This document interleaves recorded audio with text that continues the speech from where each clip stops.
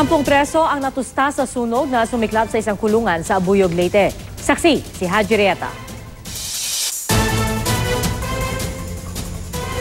Umabot pa ng hating gabi bago napula ang sunog na sumiklab sa maximum security compound ng Leyte Regional Prison sa Abuyog alas 4 ng hapon. Initial findings, it's a faulty wiring. Zero escape tayo.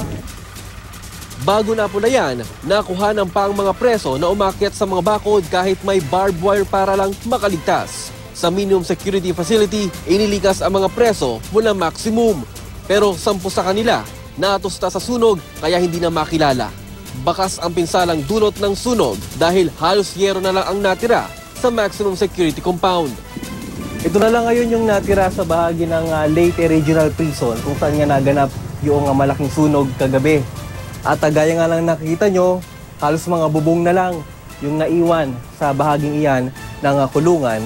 At bagamat may mga gamit na nandyan ay hindi na ito mapapakinabangan dahil ang ilan ay talagang tinupok na ng apoy. Kaya nagdala ng mga gamit ang mga kaanak ng mga preso na napasugod sa kulungan. Galing pang ilan sa ibang bayan. Siyempre nag-aalala kami sa mga, kasi matatanda na rin yun sila. Kailangan din namin makita kung anong kalagayan nila. Ang ilan, sinulatan na lang ng pangalan ang mga gamit na ibibigay. Mga pagkain, yun, mga gamit, tubig, ipasok lang doon, yung ipadala lang ng mga bitpuan din, yung mga living out.